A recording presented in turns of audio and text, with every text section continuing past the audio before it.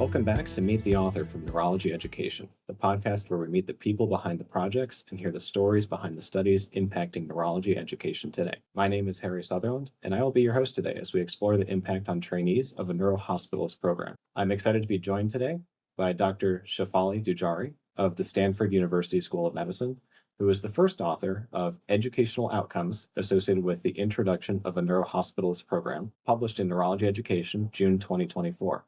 Thank you so much for joining us on the podcast, Shefali. Thanks. I'm excited to be here.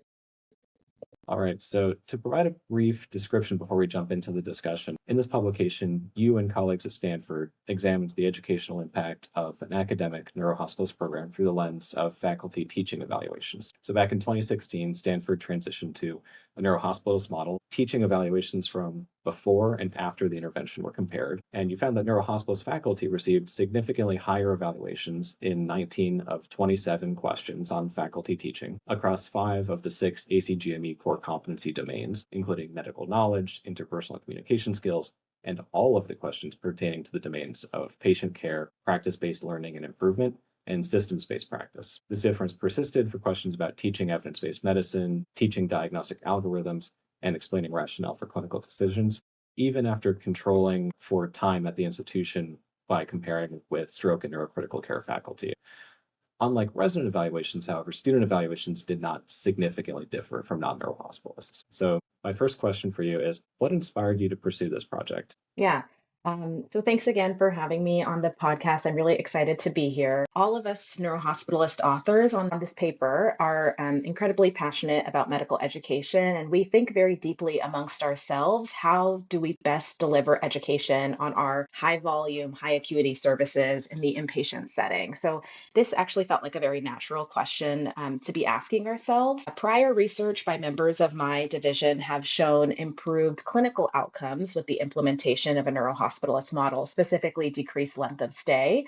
But we really wanted to investigate the educational impacts of this model on our trainees, medical students, and residents. And we know from pediatric and internal medicine literature that in those specialties, there has been positive impacts on trainee education with the implementation of a hospitalist model. But up until the time our paper was published, there was really limited research in the neurology space. So it felt like a prime opportunity.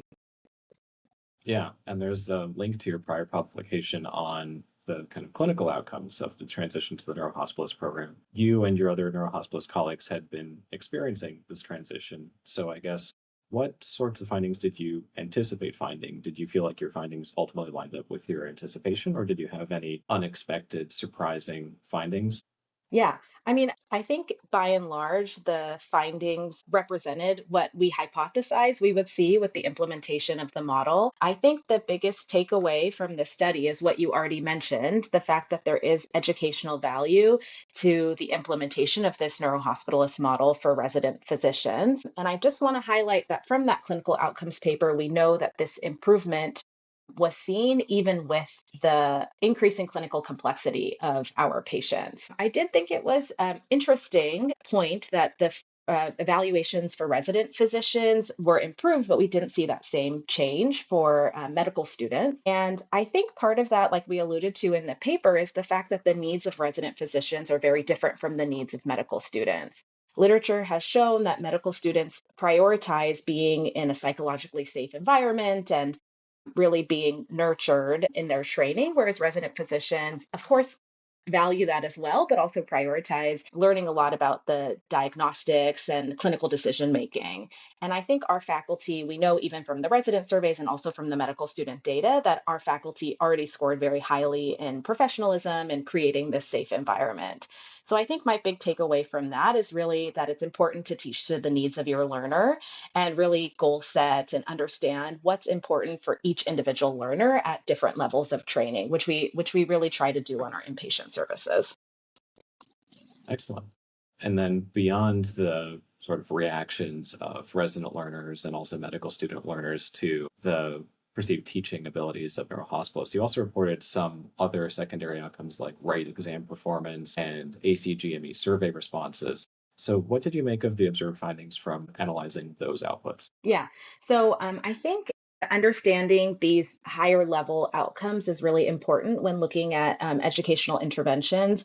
I do want to make a note that we were limited in the data that was available for both of these. So we couldn't perform a very rigorous statistical analysis. And I certainly think that there are other programmatic changes that could have and probably did influence, for example, the right score being increased in the post-hospitalist era in comparison to the pre-hospitalist era.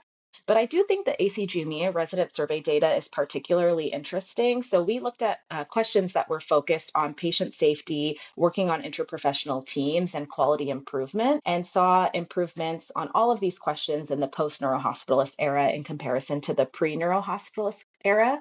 And I do think these questions are very reflective of neurohospitalist practice. So by virtue of us being only in the hospital, we developed very close relationship with our interdisciplinary teams, including case managers and therapists and other service lines that we work with. As an example, when we have very complex discharges, as the hospitalist, we oftentimes will accompany the resident to our multidisciplinary rounds where we get to talk through how do we plan for these discharges and model the behavior of working on interprofessional teams. Additionally, our group, and I think neurohospitalists in general, are very passionate about inpatient quality improvement and patient safety metrics. And in our hospital, it's really the neurohospitalists who lead the curriculum around quality improvement methodology and the morbidity and mortality conferences. So while acknowledging that there certainly are limitations in this data, the improvements make sense to me and I think highlight the value that a neurohospitalist can bring to resident teaching. Absolutely. And I thought it was very striking that the improvement from the resident evaluation standpoint is really across the board from what you showed. And I think that, like you said, neurohospitalists being primarily inpatient, you are exposed and therefore acquire skills at, say, complex dispositions. You develop relationships throughout the hospital system. So perhaps neurohospitals higher scores in systems-based practice than rotating outpatient subspecialists in the prior quote unquote traditional model may make some intuitive sense. But I thought it was striking that residents scored neurohospitalists higher for teaching evidence-based medicine and clinical decision making too, even when you compared, well, not a direct comparison, but even when you controlled against time at the institution with other inpatient heavy subspecialists in stroke and neuro ICU. It wasn't clear to me that neurohospitalist training is necessarily going to confer superior skills for these other skills, like teaching evidence based medicine or clinical decision making. So I was wondering, what were your thoughts on how why neurohospitalists exhibited superior performance in teaching across the board? And maybe is there something about recruitment of neurohospitalists at Stanford or about the professional development training that they go through? Just curious to hear what may have led to all of those dramatic and wide spanning improvements that you saw with the transition. Yeah, I think there are probably a couple of things that impacted this improvement that we were seeing. So, first of all, I think it highlights that as neurohospitalists, we're really experts in acute care neurology. I think as diagnostics and therapeutics advance, both for neurologic disorders, but also in systemic diseases, I'm thinking about all of the new revolutionary therapies that are available for oncology patients, as an example. Patients are just becoming more and more complex. And so, by virtue of training and what we're seeing every single day on service, this is the pathology that we as neurohospitalists become very comfortable with managing and up to date on the literature on. And so, I think we can then teach that in a concise fashion to our trainees.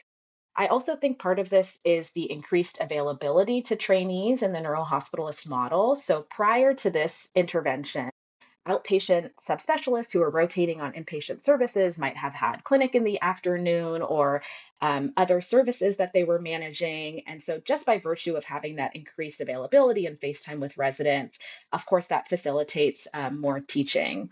And finally, yes, I mean, in our division, as I mentioned, everybody's extremely passionate about medical education and sees working with and advancing the growth of our trainees as a major part of our academic mission, which I think is true across our department at Stanford. And so when we're recruiting new faculty, we similarly look for applicants who have a track record for medical education skills and innovations, since working with trainees is such a core part of our career here. And I'll just finally add that I do think in neurohospitalist fellowship training in specific, a huge part of that is learning how to lead, manage, and teach large teams. So I think that certainly helps when these folks are able to then progress to their faculty positions. That makes sense. And so it sounds like there's really benefits for the neurohospitalist model, at least in terms of teaching and pedagogy, that you're seeing across kind of three different domains that I'm hearing in your answer. There's the domain of the person, that a lot of the people that are becoming neurohospitalists at your institution are just internally interested in being excellent medical educators. There's also something about the time where a neurohospitalist doesn't have to run off to clinic. And so even if the rotating outpatient subspecialists can teach evidence-based medicine, they might not be as able to given their time constraints. And finally, also just something about the context of being a neurohospitalist in that inpatient space that you know so well, and really kind of the convergence of being a master of that context, being somebody who has the time to impart that mastery, and being somebody who is just interested in being able to impart that mastery. Yeah, exactly. I also noticed that from your figure, the neurohospitalists tended to be younger than the attendings in the prior traditional model. So I was curious what reflections you had on if that may have had an impact on some of the perceived teaching efficacy that you saw in the resident evaluations. Yeah, so that was certainly an interesting finding that we saw when we were looking at the demographics, that on average, the neurohospitalists post implementation of the model were closer out of training by about 12 years in comparison to the pre neurohospitalist faculty. So, when we found this in our data, we looked to the literature to see how this might have influenced teaching evaluations. And there's actually pretty limited research in graduate medical education about how proximity of faculty training or faculty rank influence training evaluations. I could sort of hypothesize how it might go both ways.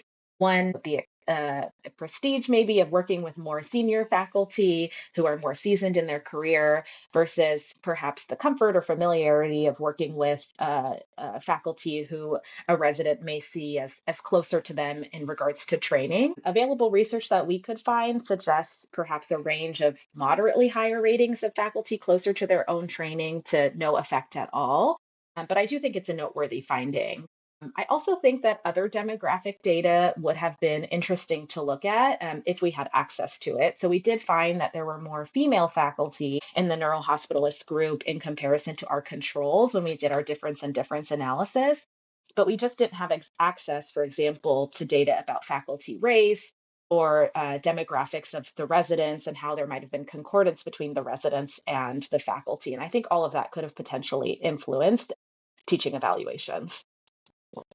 Another element that I found really interesting from your analysis was the feedback element, because I think that, at least at my institution, it can be difficult for us to provision frequent high quality feedback. And so you found that the hospitals provided significantly more feedback to residents. And also because of their greater time on service, they enjoyed a more longitudinal relationship with individual residents.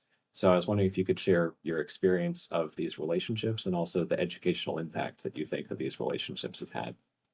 Yeah, so just like you're highlighting, we noticed in the post hospitalist era that teaching evaluations were significantly higher for provide specific feedback. And I think in general, taking a step back, we theorized that the higher resident evaluations that we saw across the board are once again really related to the strengths of this model. By virtue of having this core group of faculty that's always on the inpatient services, we really are able to develop this unique longitudinal mentoring relationship with residents over the course of their training. Personally, I think that's of great benefits to the residents, but I also have to say it's hugely professionally fulfilling as a hospitalist to be able to see, these brand new PGY2s that you're working with, or sometimes even earlier when they're coming to rotate with us as sub interns, progress to seasoned senior residents leading large teams. And I think this really allows us to be forward looking in our feedback and also follow up on feedback that we might have suggested in years prior or in prior rotations, and really comment on if we've seen improvements or further opportunities for growth. So I do think that longitudinal relationship is extremely important for the growth of residents. Yeah, I was smiling internally. I don't know if I was smiling externally when you said how fulfilling it is. I can only imagine how great that must feel to be able to see that that growth trajectory is something that you're being able to witness and also something that you're able to impact. And so I must admit, I'm a little bit jealous of the longitudinal relationship that you're able to have with your trainees as they progress through their residency.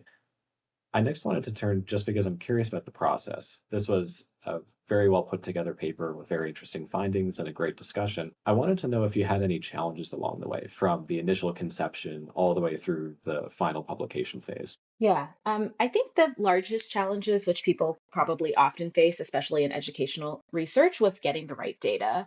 So for teaching evaluations, obviously those aren't designed with doing research in mind. And so really making sure that we had the right evaluations by the right trainee for the right attending on the right service was something that we really had to sort through. I think primarily this became an issue in the pre-neurohospitalist era when our outpatient faculty were both on inpatient and outpatient rotation. So we really needed to make sure that we were only looking at the inpatient evaluations of faculty when they were on the ward service or consult service. The other thing I just want to mention is we really wanted to be sure that we had a rigorous statistical analysis for this paper. And so we were really lucky actually to be joined by Yingji Wang on our study team, who is a statistician from the qualitative sciences unit at Stanford and could really help us think through the study design and make sure our analysis was appropriate.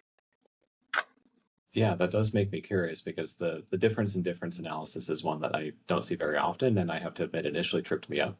Would you mind explaining how you came up with that or how your statistician helped you come up with that and how exactly that worked? Yeah, I think that difference analysis is a really important part of our paper that only strengthens the findings that we found from the primary analysis. So basically, the way the difference analysis works, it's a useful tool when you're not able to perform randomization. And it looks at the change in the intervention group. So teaching evaluations of the neurohospitalist group post implementation versus pre implementation and compares that to change in a control group. So, in our situation, we use the neurocritical care services and the stroke services because they were structured similarly to our services. So, by comparing the change in time of the intervention group and your control group, you're really able to eliminate some extra noise, so temporal changes or changes in the university or the program that might have impacted resident evaluations over time regardless. And in this analysis, we still saw that there was improvement in resident evaluations for teaching evidence based medicine, teaching diagnostic algorithms, and explaining rationale for clinical decisions. So, like I said, I think this analysis is a great tool that we were able to use for this paper that strengthens the findings. Awesome. And thank you for that walkthrough. So, what other implications do you see the results of your study having for neurology educators listening to the podcast out there who maybe have or do not have or entertaining having a neurohospitalist model out there?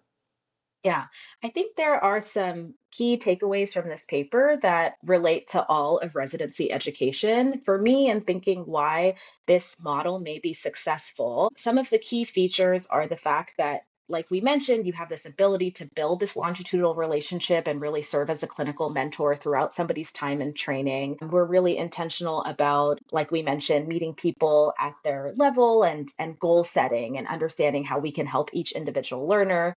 The increased availability allows role modeling of interprofessional relationships and working closely with other teams, and also allows time for increased teaching and feedback. And in this model, I think residents are able to get really targeted education from experts in the field.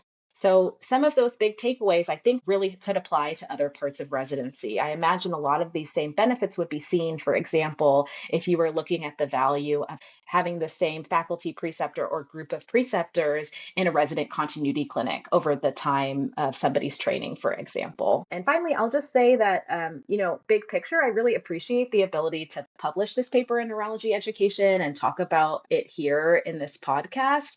I think there's so much value in us as educators thinking through why and how we're doing things and studying them so we can really try to optimize the way that we're delivering education. I think this article also highlights that there's a lot more to be learned about how do we really optimize teaching in the inpatient setting? How do we maximize knowledge retention after seeing a really busy list of patients in the course of one day? Or how do we, balance efficiency and education on wards? So I think there's a lot more to look into and perhaps a future paper that we could discuss here again. Thanks for helping show us how the neurohospice model impacts our ability to provide high quality patient care and now also our ability to provide high quality resident education. And I look forward to having you show us more about what the neurohospice model can do for your institution. So that's all for today's episode of Meet the Author from Neurology Education. I have been speaking with Dr. Shefali Dujari of Stanford University School of Medicine about her paper, Educational Outcomes Associated with the Introduction of Neurohospitalist Program. Listeners can find the manuscript on the Neurology Education website and with a link provided in the show notes below. Thank you for joining us. Thanks for having me. I've been your host, Harry Sutherland. Thank you for tuning in, and remember to come back next month for more author interviews. Until then, keep innovating in neurology education.